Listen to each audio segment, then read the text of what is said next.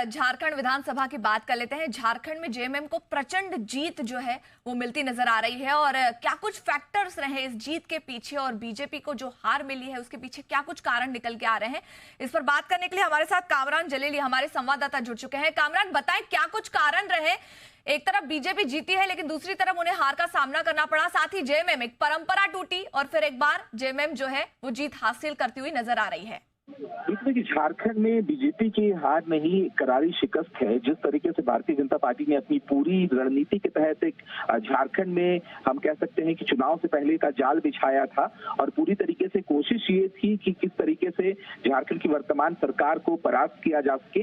तमाम कोशिशें की गई। अगर बात करें बाहर के नेता की तो असम के मुख्यमंत्री हिमंता विश्व शर्मा ने पूरी तरीके से कमान संभाल ली थी और जैसे ही चुनाव तारीखों की घोषणा हुई, एग्रेसिव मोड में बीजेपी ने झारखंड की राजनीति की। साफ तौर पर बीजेपी ने बांग्लादेशी घुसपैठियों का मुद्दा उठाया और इसकी गूंज पूरे विधानसभा चुनाव के दौरान देखने को मिली। लेकिन अगर इंडिया गठबंधन की बात करें तो इंडिया गठबंधन ने सबसे पहले सीट शेयरिंग का जो फॉर्मूला था वो काफी आखिर में तय किया। लेकिन जिस तरीके से सीट शेयरिंग के तहत प्रत्याशियों को मौका दिया गया वो एक अच्छी पहल थी, एक अच्छी कोशिश थी, क्योंकि और अब जब चुनावी कैंपेनिंग शुरू हुआ तो एक तरफ जहां एग्रेसिव मोड में बीजेपी नजर आ रही थी, वहीं दूसरी तरफ डिफेंसिव मोड में इंडिया गठबंधन के नेता नजर आ रहे थे। लेकिन हर वार का पलटवार भी वो करते नजर आ रहे थे और उनका सीधे तौर पर यह कहना था कि झारखंड में जितना विकास हुआ है कई बाधाओं के बावजूद उन विकास के आधार पर वो जनता के बीच वोट मांगने के लिए जा रहे हैं। अब पहले फेज की जब वोटिंग हो गई थी, 43 सीटों पर चुनाव हुए थे, उसके बाद दूसरे फेज की वोटिंग हुई तो दोनों ही खेमों की तरफ से ये दावा किया जा रहा था कि सरकार उनकी बनेगी। लेकिन आज जब चुनावी जो मतदान हुए थे उसके बाद जब काउंटिंग शुरू हुई तो शुरुआत में ही इंडिया गठबंधन ने बढ़त बना ली थी और एक जबरदस्त जीत दर्ज करते हुए बीजेपी को करारी शिकस्त दी है।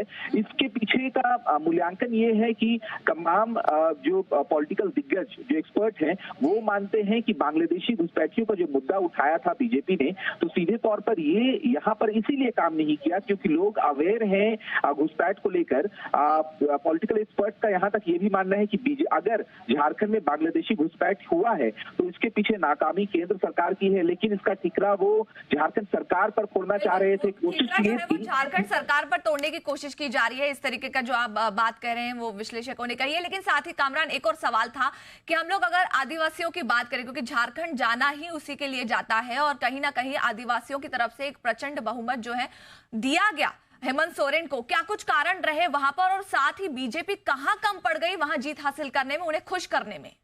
देखिए, इन्हीं आदिवासियों को अपने पक्ष में करने की बीजेपी ने कोशिश की थी बांग्लादेशी घुसपैठियों के बहाने।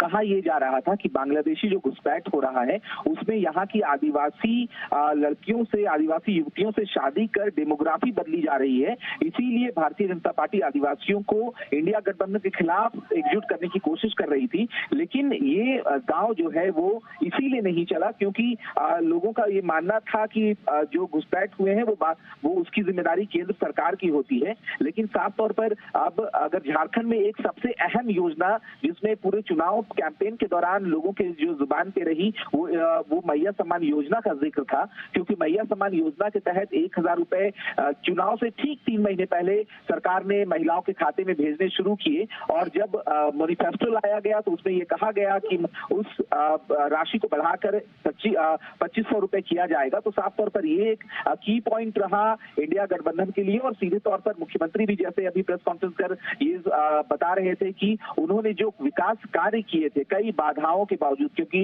इस 5 साल के कार्यकाल के दौरान मुख्यमंत्री को जेल भी जाना पड़ा था, ईडी की कार्रवाई के बाद भ्रष्टाचार के आरोप लगे थे। तो मुख्यमंत्री ने कहा कि कई बाधाओं के बावजूद उन्होंने जितनी योजनाएं राज्य की जनता के लिए चलाई थी उन्हें लोगों के बीच ले जाने में वो कामयाब रहे थे, इसीलिए उसका फल जो है वो सीधे तौर पर मिला। और एक सबसे अहम चीज, क्योंकि मुख्यमंत्री जब जेल गए थे उन्हें इस्तीफा देना पड़ा था, तो इस दौरान कल्पना सोरेन जो कि मुख्यमंत्री की पत्नी है वो पूरी तरीके से अग्रेसिव मोड में चुनावी दंगल में कूद गई। बिल्कुल बिल्कुल कामरान, तो एक है कि ये तो स्पष्ट है। देखिए, दोनों चुनाव में एक जो चीज जो केंद्र में रही है वो महिलाओं का मुद्दा रहा है। दोनों तरफ देखिए, यहाँ झारखंड में मैया योजना चलाई गई तो वहां पर लाडली बहनी योजना चलाई गई, जिससे एक प्रचंड जनादेश जो है वो मिला है। दोनों, भले एक तरफ दुख और एक तरफ खुशी मिली हो बीजेपी को, वहीं कांग्रेस की भी वही हालत है, लेकिन जो केंद्र बिंदु रहा है वो महिलाओं का मुद्दा रहा है और उसने जीत भी हासिल कराई है दोनों पार्टियों को। साथ ही अब सवाल यही खड़ा रहेगा कि महाराष्ट्र में अगला सीएम कौन रहेगा, और झारखंड के तो रिजल्ट पूरी तरीके से स्पष्ट हो चुके हैं। शुक्रिया कामरान इस पूरी जानकारी के लिए। साथ ही इस बुलेटिन में वक्त हो चला है।